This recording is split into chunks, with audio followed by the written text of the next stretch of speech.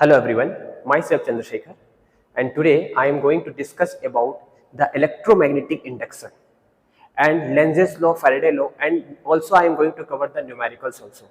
So first of all, let us understand this concept with the help of animations. Electromagnetic induction को समझने के लिए सबसे पहले समझना होगा फ्लक्स क्या होता है। तो देखिए, ये आप यहाँ पर देख सकते हैं, ये एक एरिया प्लेन है, प्लेनर बॉडी है, एरिया है। इस एरिया से कितने number of field line pass करते हैं वही मैग्नेटिक फ्लक्स बनाता है। Number of magnetic field line passing through given surface forms normally pass होना चाहिए। मतलब देखो, ये एरिया है, इसके नॉर्मली जो पास होता है तो वो फ्लक्स बनाता है। ठीक है, नॉर्मल कंपोनेंट। जैसे आप देख रहे हो, ये प्लेन है, इससे कितनी number of field lines pass होती है वही क्या बनाती है, फ्लक्स बनाती है। फ्लक्स को हम फाई से रिप्रेजेंट करते हैं। मैग्नेटिक फ्लक्स को लिखा जाता है बी इंटू ए। तो आप यहाँ देख रहे हो, एरिया वेक्टर हमेशा प्लेन के नॉर्मल लेनी पड़ती है। जैसे ये एरिया प्लेन है, इसको हमेशा नॉर्मल लेनी पड़ती है, एरिया वेक्टर को प्लेन के नॉर्मल लेने पड़ती है। अगर हम इस तरह से रखें प्लेनर बॉडी को, तो यहाँ पर एरिया वेक्टर इस तरह से होगा, तो यहाँ पर फ्लक्स जीरो होगा। फ्लक्स जीरो क्यों होगा? क्योंकि आप देख सकते हो यहाँ पर एक भी फील्ड लाइंस इस एरिया से पास नहीं हो रही है, तो इसका मतलब यहाँ पर फ्लक्स क्या होगा, जीरो। अगर मैं एरिया के प्लेन को इस तरह से रोटेट कर दूंगा तो हमें हमेशा फ्लक्स बनाने के लिए मैग्नेटिक फील्ड को एरिया के डायरेक्शन में लेना, और एरिया हमेशा प्लेन के परपेंडिकुलर होता है। जैसे ये प्लेन इसका परपेंडिकुलर होता है, ठीक है। तो ये हम इसको इधर रिजॉल्व करेंगे तो क्या बन जाएगा, बी कॉस थीटा। तो यहां जो फ्लक्स बनेगा वो फाई जो बनेगा बी ए कॉस थीटा बनेगा। अब बात करते हैं इलेक्ट्रोमैग्नेटिक इंडक्शन की, फैराडे के लॉ के बारे में। तो देखिए, ये एक कॉइल है, इसको हमने कनेक्ट कर दिया है एमीटर से, जो करंट की रीडिंग को मेजर करके बताएगा। यहां पर आप देख रहे हो कि किस तरह से कनेक्टिंग वायर के थ्रू एक कॉइल को कनेक्ट किया गया है। ठीक है, अभी हम क्या करेंगे, एक बार मैग्नेट इसके पास लाएंगे। तो इसके चारों तरफ आप जानते हैं कि कोई भी मैग्नेट के चारों तरफ क्या होती है, मैग्नेटिक फील्ड लाइंस होती है। ये फील्ड लाइंस दिख रही है, नॉर्थ से ओरिजिनेट होती है, साउथ में जाती है। अगर ये फील्ड लाइन इसके सामने लाएंगे तो इससे फील्ड लाइन पास होगी किसी एरिया से, तो ये फ्लक्स बनाएगा। ये फ्लक्स का चेंज होने से ही इलेक्ट्रोमैग्नेटिक इंडक्शन में यही बताया गया कि फ्लक्स के चेंज होने से इसमें करंट इंड्यूस होगा। ये करंट जो इंड्यूस होगा वो फैराडे ने बताया था कि ईएमएफ इंड्यूस होगा, एक लॉ दिया था। और इसी लॉ के अनुसार इसमें बताया गया है कि जैसे आप देख सकते हो, नॉर्थ साउथ को लाएंगे, जब साउथ को इसके तरफ ला रहे हैं कॉइल के पास, तो यहाँ पर साउथ पोलैरिटी बनता है, और साउथ नॉर्थ को लाते हैं तो नॉर्थ पोलैरिटी बनता है। साउथ अगर दूर जाएगा तो नॉर्थ बनेगा। ये सारी चीजें मैं आपको अभी डिस्कस करने वाला हूँ। तो ये relative motion, whenever there is relative motion between coil and the magnet, there is a induction of current. आप देख रहे हो, जब ये सामने आ रहा है तो इधर जा रहा है, जब ये दूर जा रहा है तो ये इस साइड जा रहा है। तो ये थी इलेक्ट्रोमैग्नेटिक इंडक्शन की छोटी सी एनिमेशन के थ्रू थ्योरी बताया गया। अब आता है लेंज लॉ। लेंज ने यही बताया था कि जो ईएमएफ इंड्यूस होता है, वो ईएमएफ जो इंड्यूस होता है वो अपने कॉज को अपोज करता है। जिसके कारण इंड्यूस होता है वो अपने कॉज को क्या करता है, अपोज करता है। जैसे आप देख सकते हो यहाँ पर ये म्यूचुअल इंडक्टेंस के बारे में बताया गया। इसके पीछे भी जो थ्योरी है वो इलेक्ट्रोमैग्नेटिक इंडक्शन ही है। जैसे यहाँ पर आप एसी सोर्स से कनेक्ट किए हो, यहाँ से एसी करंट जाएगा, एसी करंट जाएगा तो इसके चारों तरफ मैग्नेटिक फील्ड बनेगी। वो मैग्नेटिक फील्ड इस कॉइल से पास होगी, तो उस मैग्नेटिक फील्ड का किसी एरिया से पास होना ही क्या कहलाता है, मैग्नेटिक फ्लक्स कहलाता है। तो पहले मैग्नेटिक फ्लक्स नहीं बन रहा था, बाद में मैग्नेटिक फ्लक्स बनेगा। तो मैग्नेटिक फ्लक्स के चेंज होने से टाइम के साथ ही क्या बनता है, क्या इंड्यूस होता है, ईएमएफ इंड्यूस होता है। ये चीज आपको ध्यान में रखनी है। ठीक है, तो आप देख सकते हो अभी करंट फ्लो नहीं कर रहा है। जैसे ही हमने इसको फ्लो करवाएंगे करंट को, तो करंट मैग्नेटिक फील्ड लाइन बनेगी, और ये मैग्नेटिक फील्ड लाइन इससे पास होगी, और करंट क्या हो जाएगा, इंड्यूस हो जाएगा। इसमें कोई बैटरी का सोर्स नहीं है। फायदा क्या है इलेक्ट्रोमैग्नेटिक इंडक्शन का? पहले हम जो चीजें का यूज कर रहे थे, पहले बैटरी का यूज करते थे, तो बैटरी तो केमिकल एनर्जी, इलेक्ट्रिकल एनर्जी बन रही है। लेकिन इलेक्ट्रोमैग्नेटिक इंडक्शन का मतलब ये हो गया कि आप मैग्नेटिक फील्ड को चेंज करिए और इलेक्ट्रिसिटी को जनरेट करिए, जिसका यूज आप देखने को आपको मिलता है एसी जनरेटर में। ठीक है, चलिए मैग्नेटिक फ्लक्स को समझने की कोशिश करते हैं। जैसे अगर मान लीजिए 3 मैग्नेटिक फील्ड लाइंस है और एक एरिया प्लेन है। ठीक है, ये एक एरिया है, लेंथ ब्रेथ इसका कुछ है, और ये मैग्नेटिक फील्ड लाइंस है। तो ये मैग्नेटिक फील्ड लाइंस यहां पर फ्लक्स जो बनने वाला है वो कितना बनने वाला है, 3 बनने वाला है। अगर मैं उसी तरह अगर दूसरा एग्जांपल लेता हूं, यहां पर 4 मैग्नेटिक फील्ड लाइन है, लेकिन इस केस में फ्लक्स कितना बनने वाला है, इस केस में फ्लक्स बनने वाला है 2, क्योंकि सिर्फ 2 ही पास हो पाएगा इससे। तो ऐसा देखा गया है कि फ्लक्स जो होता है, ठीक है, फ्लक्स जो होता है वो क्या होता है, flux is directly proportional to magnetic flux is directly proportional to magnetic field. Magnetic flux is directly proportional to area. जितना ज्यादा एरिया होगा उतना ज्यादा मैग्नेटिक फील्ड लाइन से पास होगी। और कंपेयर टू जैसे देखा जाए, अगर एक एरिया ऐसा है, मान लीजिए एक एरिया है इस तरह से और एक एरिया है इस तरह से, तो एरिया जिसकी ज्यादा होगी उससे मैग्नेटिक फील्ड लाइन क्या होगी, ज्यादा पास करेगी।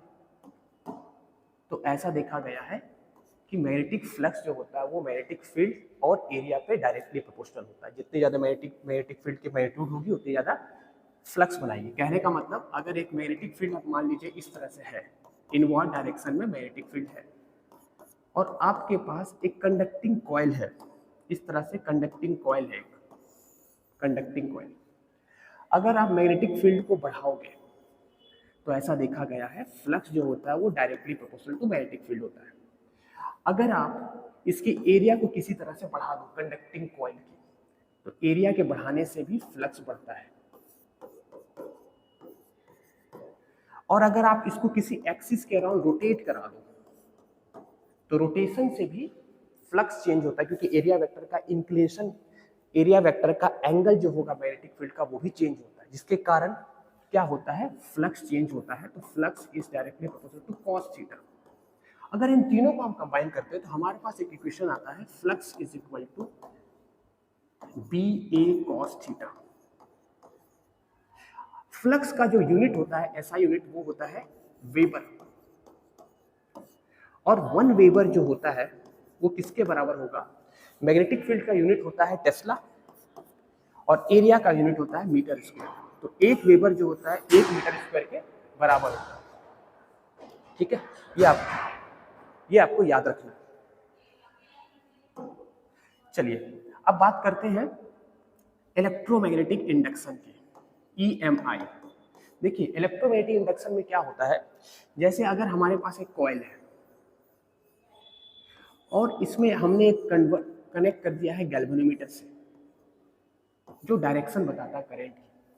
इसके सामने अगर हम एक मैग्नेट लाएंगे, ये एक बार मैग्नेट है, तो आप जानते हो बार मैग्नेट के आसपास क्या होता है, बार मैग्नेट के चारों तरफ मैग्नेटिक फील्ड होती है। तो ये मैग्नेटिक फील्ड लाइन इस तरह से निकलेगी। अभी मैग्नेटिक फील्ड का इसके साथ कोई भी लिंकेज नहीं है। जैसे ही मैग्नेटिक फील्ड का लिंकेज इसके साथ चेंज होगा तो इसमें एक करंट इंड्यूस होगा या फिर ईएमएफ इंड्यूस होगा। क्या इंड्यूस होगा, करंट या फिर ईएमएफ इंड्यूस होगा। अभी फ्लक्स कुछ नहीं बन रहा है क्योंकि मैग्नेटिक फील्ड लाइन इसके साथ कोई भी लिंकेज नहीं हुआ है। जैसे ही इसको सामने लाएंगे, मतलब आप कहने का मतलब आप इसको सामने लाओगे तो मैग्नेटिक फील्ड लाइन इसे लिंक करेगा, और मैग्नेटिक फील्ड लाइन के लिंकेज से ही इसमें फ्लक्स का बनना होता है, और फ्लक्स के चेंज होने से ही करंट का इंडक्शन होता है। यही फैराडे का फर्स्ट लॉ है। फैराडे का फर्स्ट लॉ यही कहता है कि एक ईएमएफ का इंडक्शन होता है अगर आप मैग्नेटिक फील्ड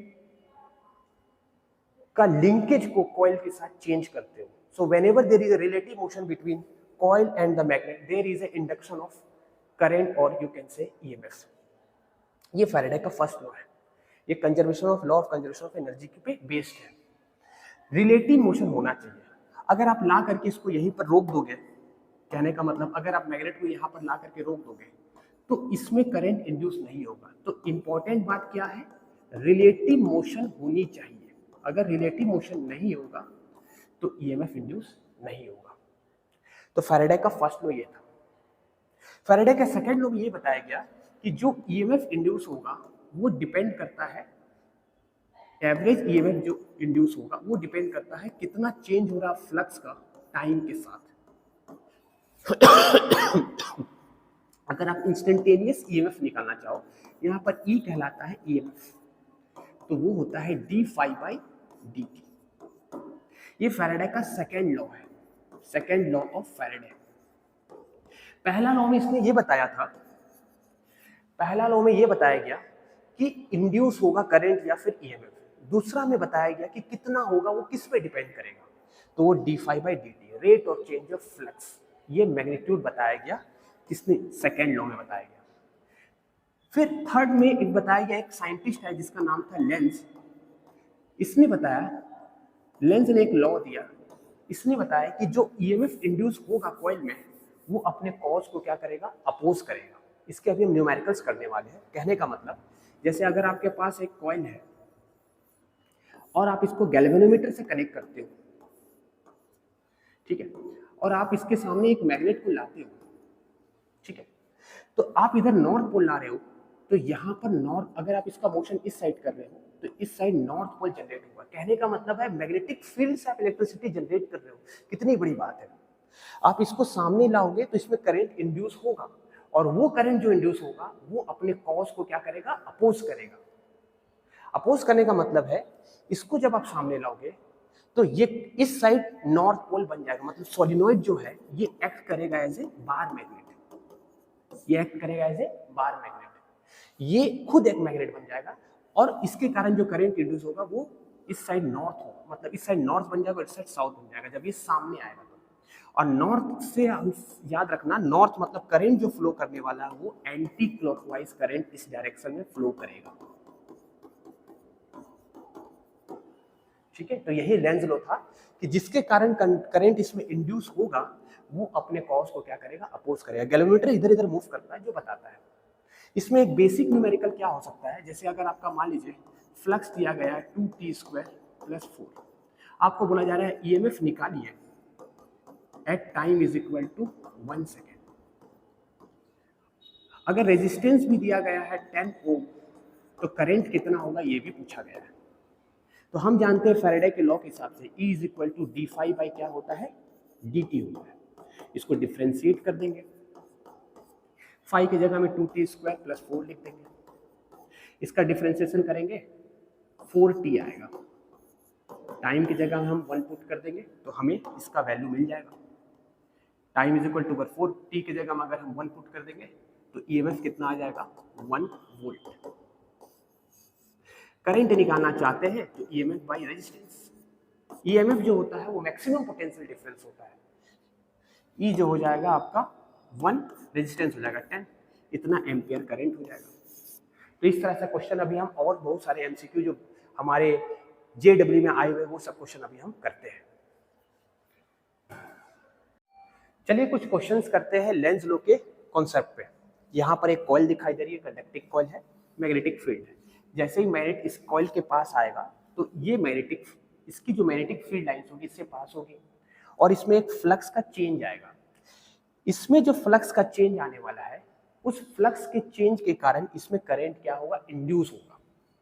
वो इंड्यूस करंट क्यों होगा, क्योंकि ये अपने कॉज, क्योंकि ये नॉर्थ पोल इधर आ रही है तो एक मैग्नेट आ रही है तो ये खुद अपने आप को मैग्नेट बनाना चाहेगा, और ये मैग्नेट बनाना इसलिए चाहेगा क्योंकि ये इसको अपोज करना चाहेगा। और ये मैग्नेट किस तरह से बनाएगा, तो अपने आप में करंट को इंड्यूस कराएगा। तो ये करंट की डायरेक्शन हमको बतानी है। तो देखिए जब ये सामने आएगा तो बताइए मैग्नेटिक फील्ड लाइन इसकी किस साइड है, बाहर की तरफ है, तो फील्ड लाइन इससे फ्लक्स बढ़ने वाला है। तो जब भी फ्लक्स बढ़ेगा तो ये क्या करेगा, तो फ्लक्स बढ़ रहा है तो ये अपोजिट डायरेक्शन में मैग्नेटिक फील्ड बनाएगा। यानी ये जो डॉटेड लाइन आपको दिखाई दे रही है इसका मतलब ये इस साइड से है, ये वाला पार्ट आउटर है और ये वाला इनर है, इस तरह से। तो ये मैग्नेटिक फील्ड ये नॉर्थ पोल खुद बनाएगा क्योंकि नॉर्थ सामने आ रही है उसको अपोज करने के, तभी तो रिपल्सन होगा। जब नॉर्थ आएगी तो ये नॉर्थ बनाएगा, साउथ आती है इधर तो साउथ बनाता, नॉर्थ यहाँ से दूर जाती तो ये साउथ बनाता, समझे। नॉर्थ यहाँ से दूर जाती तो उसको अपोज करने के लिए अट्रैक्ट करता है, जब सामने आएगी तो रिपेल करेगा और दूर जाएगी तो अट्रैक्ट करेगा। यही लेंज लॉ है। ठीक है, तो देखिए इस तरह से है तो ये नॉर्थ पोल बनाएगा। नॉर्थ पोल का मतलब आपको याद रखना है एंटी क्लॉकवाइज में करंट फ्लो करेगा, एंटी क्लॉकवाइज में, ठीक है। तो इस तरह से कॉइल है इसमें एंटी क्लॉकवाइज यानी इस तरह से करंट फ्लो करेगा, इस तरह से। तो मैग्नेटिक फील्ड किधर होगा, इस साइड होगा, है ना। तो आपका ये मैग्नेटिक फील्ड अपोजिट डायरेक्शन में बनाएगा, इस तरह से मैग्नेटिक फील्ड बनाएगा। कहने का मतलब अगर कॉइल इस तरह से है तो मैग्नेटिक फील्ड ऐसे होगा, यानी करंट जो फ्लो करने वाला है इस तरह से फ्लो करने वाला है, यानी ये करंट फ्लो करने वाला है क्लॉकवाइज। तो इस तरह के क्वेश्चन आते हैं। मेन बात क्या है कि जब फ्लक्स बढ़ेगा तो आपको याद रखना है, फ्लक्स बढ़ेगा तो इसमें ये क्या चाहेगा, फ्लक्स बढ़े ना, उसको अपोज करना चाहेगा। तो जिस मैग्नेटिक, यहाँ पर मैग्नेटिक फील्ड लाइन इस डायरेक्शन में, तो ये खुद इसको अपोज करने के लिए अपना मैग्नेटिक फील्ड लाइन इस डायरेक्शन में बनाएगा, यानी ये खुद नॉर्थ पोल बन जाएगा, ताकि वो उसको क्या कर सके, अपोज कर सके। ठीक है, चलिए दूसरा क्वेश्चन करते हैं।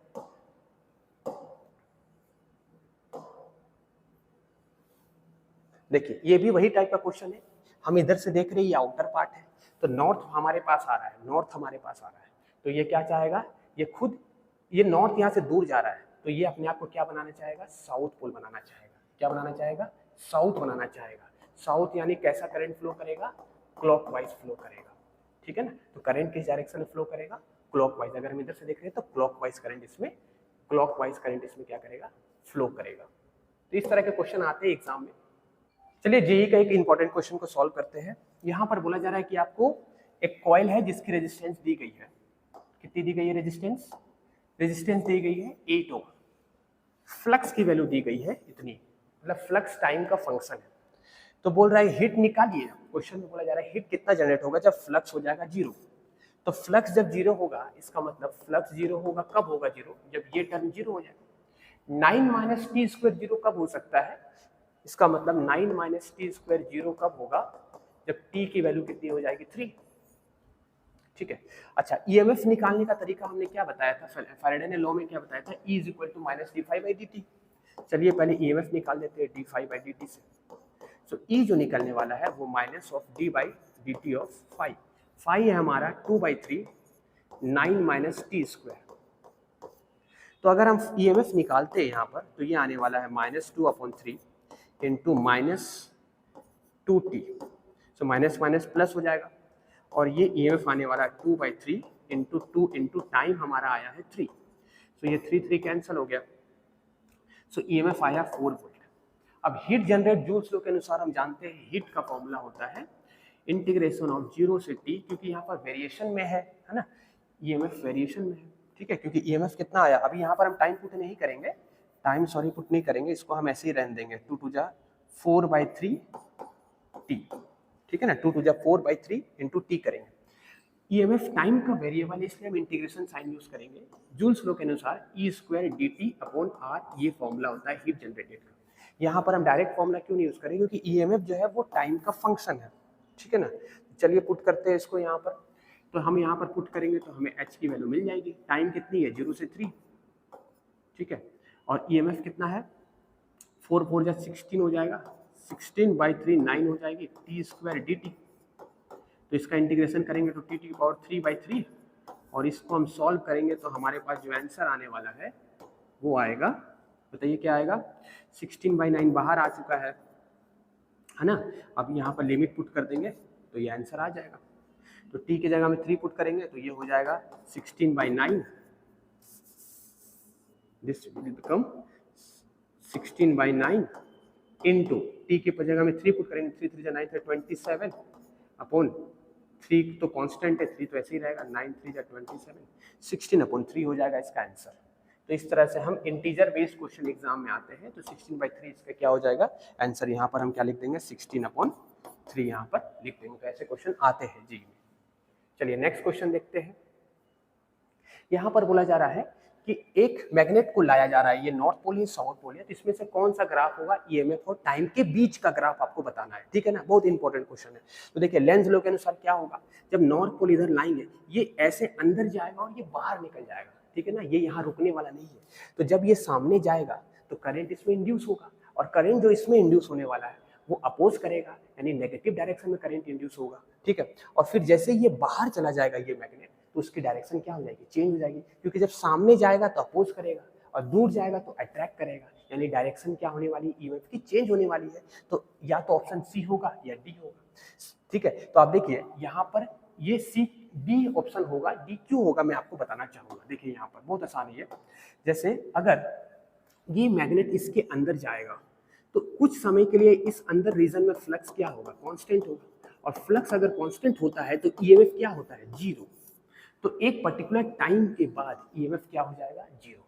फिर बढ़ना चालू होगा जैसे ही वो बाहर निकलेगा, अलग डायरेक्शन में, यहाँ आएगा तो अलग डायरेक्शन, यहाँ जाएगा तो अलग डायरेक्शन। ये तो हो नहीं सकता क्योंकि टाइम तो नेगेटिव में हो नहीं सकती है, यहाँ टाइम नेगेटिव कैसे होगा। तो इसलिए कुछ टाइम के बाद ईएमएफ क्या हो जाएगी, जीरो। वो टाइम कौन सी टाइम है, जैसे ही ये इसके अंदर जाएगा तो फ्लक्स कांस्टेंट रहेगा। फ्लक्स के चेंज होने से ही ईएमएफ प्रोड्यूस होता है। फ्लक्स अगर चेंज नहीं होगा तो ईएमएफ प्रोड्यूस नहीं होने वाला। ये बात आपको ध्यान में रखनी है। तो इसका ऑप्शन क्या होने वाला है, डी होने वाला है क्वेश्चन। ठीक है, चलिए नेक्स्ट क्वेश्चन करते हैं। देखिए ये भी वही पोलैरिटी वाला क्वेश्चन है। ये आउटर पार्ट है, ये इनर पार्ट है। तो करंट इसमें हम इधर से देख रहे हैं, करंट इसमें जाएगा तो करंट के चारों तरफ क्या बनेगी, मैग्नेटिक फील्ड बनेगी। वो मैग्नेटिक फील्ड लाइन इससे पास होगी, वो मैग्नेटिक फील्ड लाइन इससे पास होगी तो इसमें फ्लक्स बनेगा, इसमें फ्लक्स का चेंज होगा, और इसमें फ्लक्स का चेंज होगा तो इसमें क्या इंड्यूस होने वाला है, करंट। तो ये आप इजीली सॉल्व कर सकते हो लेंज लॉ के अनुसार से कि डायरेक्शन इसका क्या होगा। मेन बात है फ्लक्स का चेंज होना, और फ्लक्स के चेंज होने से ये क्या इंड्यूस होता है, ईएमएफ इंड्यूस होता है। फ्लक्स चेंज कैसे करता है, फ्लक्स चेंज करता है या फ्लक्स चेंज करता है मैग्नेटिक फील्ड के चेंज होने से, एरिया के चेंज होने से, या फिर उसके एरिया के रोटेशन से, है ना। तो यहाँ पर करंट चेंज होगा क्योंकि हम मैग्नेटिक इफेक्ट ऑफ करंट पे पढ़ चुके हैं कि करंट से क्या बनती है, करंट के चारों तरफ क्या बनती है, करंट के चारों तरफ मैग्नेटिक फील्ड बनती है। किसी भी वायर से अगर करंट जाती है तो उसके चारों तरफ मैग्नेटिक फील्ड बनती है। तो ये कॉइल है, कॉइल के चारों तरफ मैग्नेटिक फील्ड क्या बनती थी, हमने पढ़ा था कि अगर करंट जा रही है तो कॉइल के कारण जो मैग्नेटिक फील्ड बनती थी वो बनती थी म्यू नॉट, मैग्नेटिक इफेक्ट में पढ़ा था mu not I by 2r। ये r इसकी रेडियस होती थी। तो इससे जो मैग्नेटिक फील्ड बनेगा वो इससे पास करेगा, और इसमें मैग्नेटिक फ्लक्स का क्या होगा, फ्लक्स का चेंज होगा। तो इसमें इंड्यूस क्या होगा, फ्लक्स के चेंज होने से क्या इंड्यूस होता है, ईएमएफ। ये लाइन आपको याद रखनी कि फ्लक्स के चेंज होने से ईएमएफ क्या होती है, इंड्यूस होती है। ठीक है, तो इस टाइप के क्वेश्चन आपके एग्जाम में आते हैं, आप कर सकते हो सिंपल तरीके से, जैसे मैंने बताया पहले में अप्रोच करना। चलिए ये बहुत अच्छा क्वेश्चन है। यहाँ पर क्या बोला जा रहा है, एक कंडक्टिंग सर्कुलर लूप है जिसको XY प्लेन में रखा गया। ठीक है ना, कंडक्टिंग लूप किस में रखा गया है, XY प्लेन में। मतलब XY प्लेन, अगर मान लीजिए ये बोर्ड XY प्लेन है, ये X एक्सिस है और ये Y एक्सिस, इस प्लेन में क्या रखा गया है, एक सर्कुलर लूप को रखा गया। ठीक है, तो ये X है और ये क्या है, Y है। अब क्या होगा, देखिए इसमें मैग्नेटिक फील्ड की वैल्यू दी गई है। ठीक है, तो बताइए एरिया वेक्टर किधर होगा। देखिए XY प्लेन में कॉइल को रखा गया, ये XY प्लेन है, इसमें कॉइल को रखा गया। तो इसमें जो एरिया वेक्टर की डायरेक्शन होगी वो क्या होगी, इस प्लेन के परपेंडिकुलर होगी, इस पे क्या होगी, बाहर की तरफ होगी। तो XY में है तो एरिया वेक्टर का डायरेक्शन क्या हो जाएगा, Z है, K कैप हो जाएगा। ठीक है ना, K कैप हो गया, ये समझ में आ गया। अब एरिया, सर्कुलर लूप का एरिया क्या होता है, पाई आर स्क्वायर होता है। तो ये पाई आर स्क्वायर कर देंगे। रेडियस क्वेश्चन में दिया गया 1। अब देखिए क्वेश्चन में रेडियस कितना दिया गया, 1। तो एरिया वेक्टर कितना निकल गया बताइए जल्दी से, पाई आर के जगह में 1 पुट कर देंगे, आर स्क्वायर K कैप। तो एरिया वेक्टर आ गया हमारा क्या, एरिया वेक्टर आ चुका है पाई K कैप। चलिए एरिया वेक्टर आ चुका है, फ्लक्स निकालना है। ठीक है ना, फ्लक्स की वैल्यू क्या होगी, यहाँ पर फ्लक्स नहीं बोला है, इंटीजर टाइप क्वेश्चन है। फ्लक्स जो दिया गया है द वैल्यू ऑफ n बोला जा रहा है। ठीक है ना, चलिए पहले फ्लक्स निकालते हैं। फ्लक्स क्या होने वाला है, ईएमएफ निकालने बोल रहा है। ठीक है ना, तो पहले फ्लक्स निकालेंगे। तो फ्लक्स होने वाला है हमारा b into B vector into area vector. ठीक है, बहुत आसान है। फ्लक्स निकाल के उसको इंटीग्रेट डिफरेंशिएट कर देंगे तो ईएमएफ निकल जाएगा। तो देखिए फ्लक्स क्या निकलेगा, flux is equal to magnetic field हमको कौन से कैप में लेने हैं, K में लेने हैं, क्योंकि J डॉट K कैप क्या होता है, 0 होता है। तो हमें सिर्फ K वाला कंपोनेंट लेने हैं, यानी 3t स्क्वायर लेने हैं। K कैप डॉट में किसको लेंगे, एरिया वेक्टर पाई K cap. K cap dot K cap क्या हो जाएगा, 1 हो जाएगा। तो ये हमारे आने वाला है 5 जो आया 3t स्क्वायर पाई आ गया। ये आपको नोट करके रखना है। कितना आया, 5 बताइए, 3t स्क्वायर K कैप। याद रखिएगा 3t स्क्वायर पाई आया, 3t स्क्वायर पाई आ चुका है। ठीक है, 5। चलिए ईएमएफ निकालते हैं। 3t स्क्वायर पाई आ चुका था, 5 कितना आया था हमारा, 5 आया था 3t स्क्वायर पाई। ठीक है, ईएमएफ निकालना चाहते हैं तो ईएमएफ क्या होने वाला है, EMF is equal to d5/dt। चलिए इसको डिफरेंशिएट करेंगे, तो डिफरेंशिएट करेंगे तो हो जाएगा 3 टू 6 पाई, ये हो जाएगा 3 टू 6 t पाई। तो हमें टाइम कितना बोल रहा है, टाइम बोल रहा है 2 सेकेंड। तो टाइम की जगह में 2 कर देंगे, तो 6 इंटू 2 इंटू पाई। तो ईएमएफ जो आया वो कितना आया, ईएमएफ आया है 12 पाई। अब क्वेश्चन में क्या दिया गया है, ईएमएफ जो है वो पूछ रहा है n की वैल्यू क्या होगी। ईएमएफ जो क्वेश्चन में दिया गया है वो दिया गया है n पाई v। ठीक है ना, n/v। तो इससे हम कंपेयर करते हैं तो n की वैल्यू कितनी आती है, 12 आती है। तो इस क्वेश्चन का आंसर जो होने वाला है वो क्या आने वाला है। तो ऐसे क्वेश्चन एग्जाम में आते हैं, मतलब आपको एक दूसरे से रिलेट करके बनाना पड़ता है। चलिए नेक्स्ट क्वेश्चन करते हैं।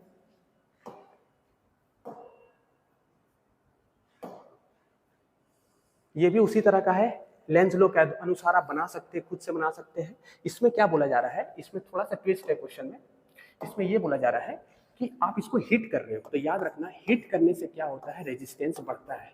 हीट को घटाने से यानी कूल करने से क्या होता है, रेजिस्टेंस घटता है। हीट करने से रेजिस्टेंस बढ़ता है, और रेजिस्टेंस के बढ़ने से, याद रखना, रेजिस्टेंस के बढ़ने से करंट कम होता है। करंट अगर कम होगा तो मैग्नेटिक फील्ड भी क्या होगा, कम होगा। मैग्नेटिक फील्ड अगर कम होगा तो फ्लक्स क्या होगा, कम होगा। और फ्लक्स अगर कम होगा तो ईएमएफ भी क्या होगा, डिक्रीज करेगा। ठीक है, तो इसी के अनुसार ये क्वेश्चन को भी क्या करना है, आपको अटेम्प्ट करना। बेसिक क्वेश्चन है। तो इस क्वेश्चन में बोला जा रहा है कि इसको आप हिट कर रहे हो तो इसमें जो करंट इंड्यूस होने वाला है उसका डायरेक्शन क्या होगा। तो ये बेसिक कॉन्सेप्ट आप लगा सकते हो। मेन बात यही है कि हिट करने से रेजिस्टेंस बढ़ता है, क्योंकि हम जानते हैं रेजिस्टेंस का इक्वेशन R = R0 1 प्लस क्या होता है, अल्फा डेल्टा टी होता है।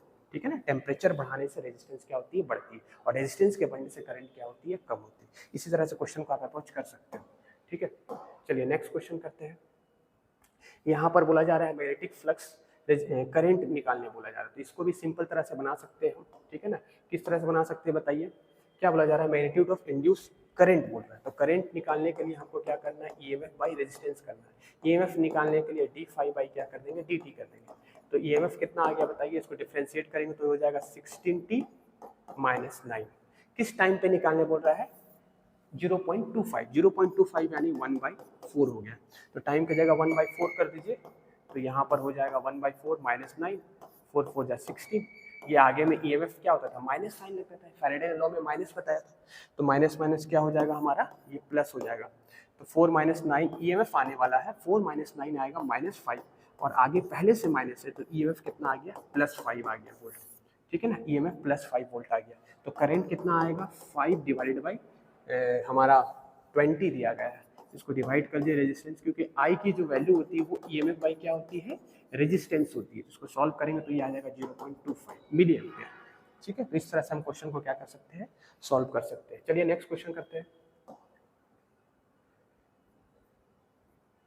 देखिए, Lenz law is consistent with law of conservation of क्या होता है, एनर्जी। लेंज लॉ किस पे बेस होता है, एनर्जी कंजर्वेशन। मतलब आप मैकेनिकल एनर्जी को इलेक्ट्रिकल एनर्जी में बदल रहे हैं। अगर आप मैग्नेट को ला करके कॉइल के सामने रख देंगे तो उसमें करंट इंड्यूस नहीं होता। करंट इंड्यूस तभी होता है जब whenever there is relative motion. तो मैकेनिकल एनर्जी है और इसमें एनर्जी बनती है, हीट बनती है, लाइट बनती है। वो जो ईएमएफ बन रही है वो क्या है, एक तरह का एनर्जी ही तो बन रही है। बैटरी क्या करता है, बैटरी अपने अंदर एनर्जी स्टोर करके रखता है। तो ये बहुत इंपॉर्टेंट क्वेश्चन है कि लेंज लॉ किसका कॉन्सिक्वेंस है, law of conservation of energy. तो इसका आंसर क्या होने वाला है, law of conservation of energy होने वाला है। ठीक है, चलिए ये भी क्वेश्चन है मोशनल ईएमएफ का। यहाँ पर क्या बोला जा रहा है, एक इस तरह से यू रेल है, इसको हम बाहर निकालेंगे। तो बताइए इसमें करंट का इंडक्शन किस डायरेक्शन में होगा। बहुत सिंपल तरीका है, आप जब इसको बाहर निकालोगे, इसको जब ये रोड को आप बाहर निकालना चाहो तो क्या होगा, फ्लक्स बढ़ेगा। देखिए बहुत इजीली इसको समझ सकते हैं कि फ्लक्स क्या होगा, बढ़ेगा।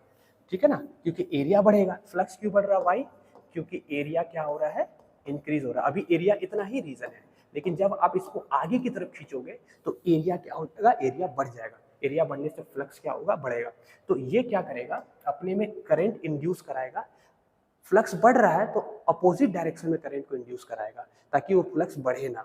उसके लिए मैग्नेटिक फील्ड जो जिस डायरेक्शन में है उसके अपोजिट में मैग्नेटिक फील्ड, ये खुद करंट कैरिंग, इसमें करंट जो इंड्यूस होगा, ध्यान से सुनना मैं क्या बोल रहा हूँ, करंट से मैग्नेटिक फील्ड बनता है। करंट से क्या बनता है, मैग्नेटिक फील्ड। तो इसमें जो करंट इंड्यूस होने वाला है अपने कॉज को क्या करेगा, अपोज करेगा। तो इसमें जो मैग्नेटिक फील्ड बनेगा वो इसके अपोजिट डायरेक्शन में बनने वाला है। इसके अपोजिट डायरेक्शन कौन सा, अभी मैग्नेटिक फील्ड अंदर की तरफ है, तो इसके कारण मैग्नेटिक फील्ड बाहर की तरफ बनेगा, यानी करंट जो बनेगा वो एंटी क्लॉकवाइज बनेगा। तो इसका जो आंसर आएगा, करंट कौन सी डायरेक्शन में फ्लो करने वाला है, करंट फ्लो करने वाला है एंटी क्लॉकवाइज डायरेक्शन। याद रखना, करंट इसमें फ्लो करेगा एंटी क्लॉकवाइज डायरेक्शन। तो ये मोशनल ईएमएफ का कॉन्सेप्ट है जो हम लोग नेक्स्ट क्लास में करने वाले हैं। ठीक है ना, चलिए नेक्स्ट देखते हैं।